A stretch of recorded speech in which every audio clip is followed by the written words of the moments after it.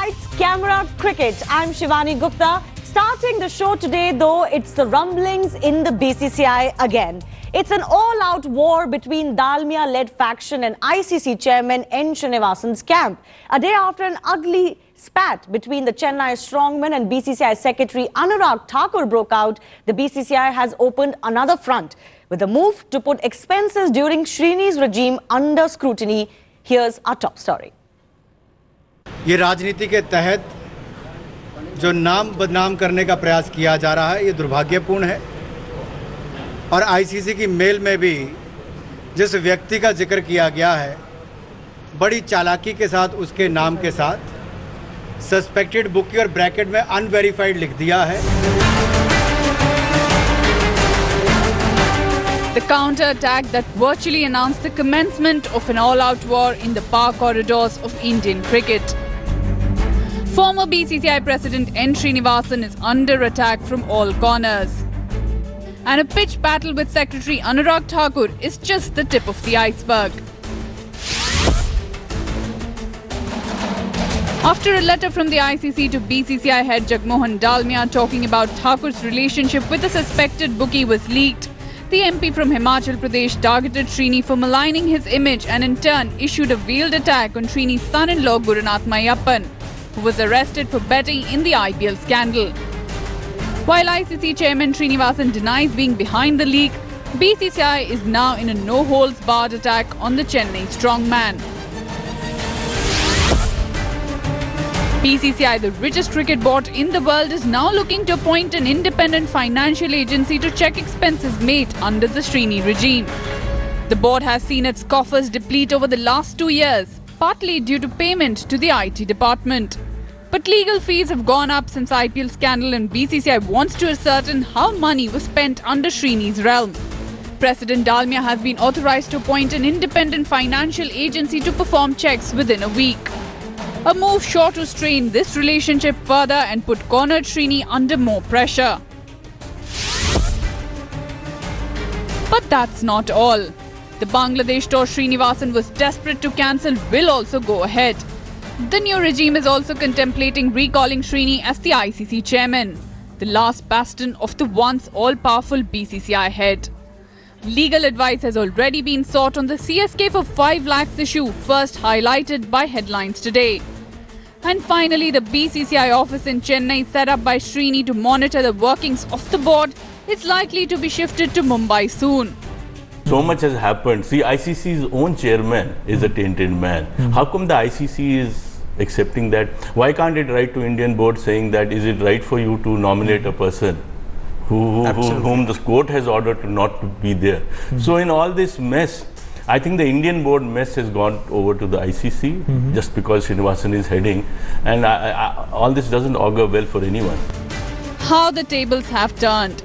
Life, it seems, is coming full circle, not just for Srinivasan but also Dalmia, who was once banished by the BCCI for financial impropriety.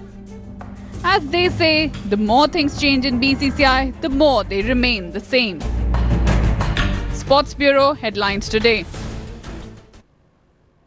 Joining us to talk more about Srinivasan being under an all-out attack, former Indian cricketer Nikhil Chopra with me in the studio. Our consulting editor Boria Majumdar joining us from Kolkata, and from the same city, senior sports journalist Gautam Bhattacharya. Let me go across first to Boria. This new decision to appoint an independent financial agency to monitor or check BCCI's finances, how much trouble could this be for N Srinivasan, Boria?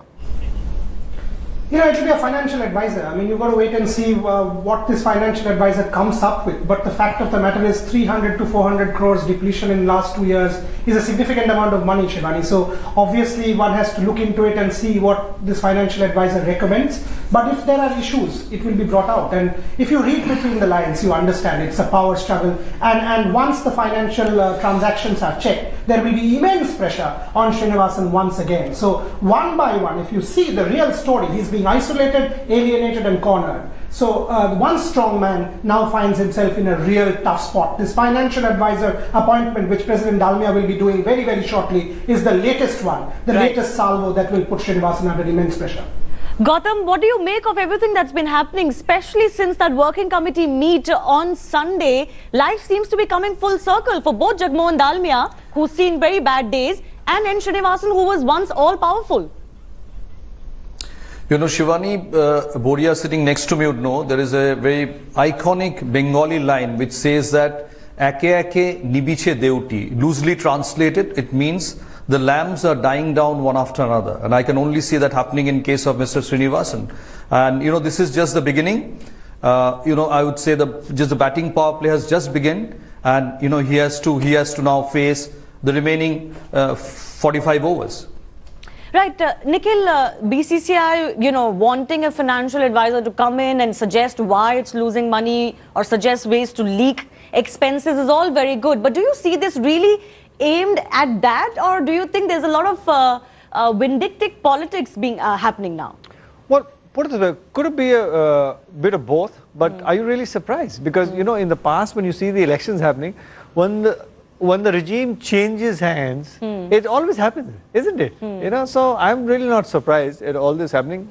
But the only thing I was surprised is, at the end of the day, the custodians of the game, you know, the ICC sending out a mail, and also then writing that, you know, that this so-called bookie, it is not verified as yet, suspect, all that. You know, at the end of the day, if you're not sure, why are you writing to the BCCI? It could have been worded in a different manner. At the end of the day, Anurag Thakur is a member of parliament. He's a public person.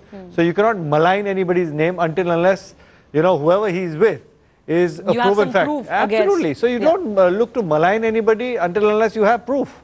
Right. Most interestingly, though, as far as the future is concerned for Srinivasan, his ICC chairmanship, his last bastion, could come under attack now. Boria, it's been widely speculated that September 2015 is till when the BCCI will perhaps let him continue and then recall him.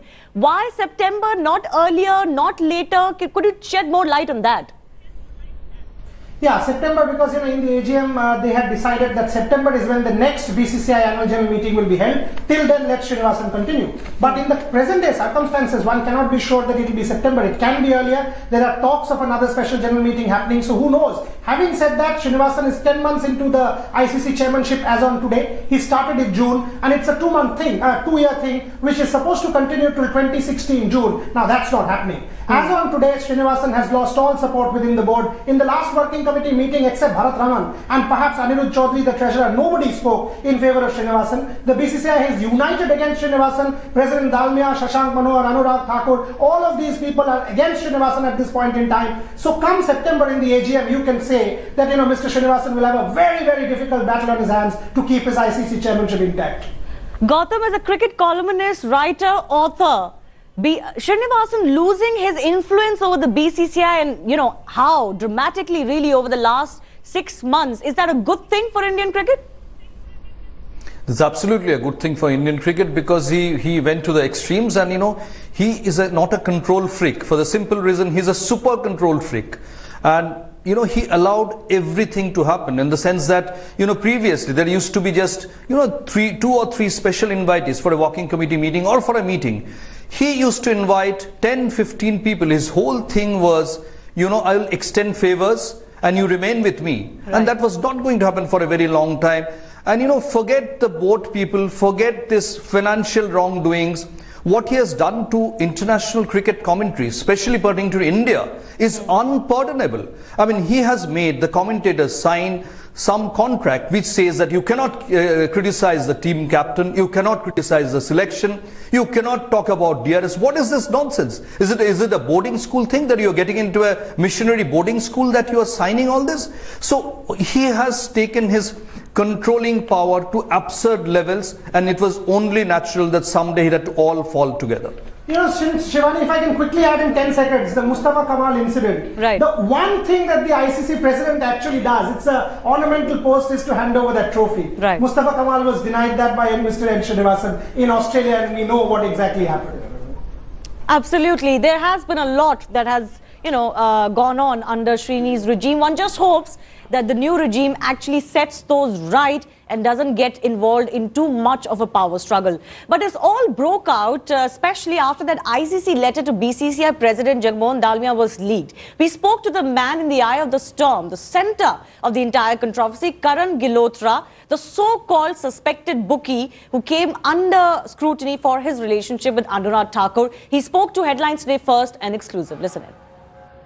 I just want to request the ICC or ask the ICC that if they had my name in the suspected list, why haven't they investigated so far? What took them so much time to bring that to public notice and still they're saying it's unverified? So that's no way that you can malign the image of an individual.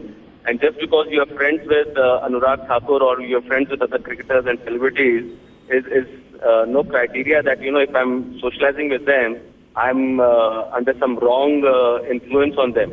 I'm in talks with my legal team and whatever they suggest me, we'll take it forward. But this is highly disturbing that if you have no source, you have no investigation, you have never called me, you have never informed me, and one fine day, because you have your internal politics and you want to malign Mr. Anurag Thakur and cook up some story, but this is something which came as the biggest shocker to me. I think this is the biggest price I think an individual can pay being friends with celebrities.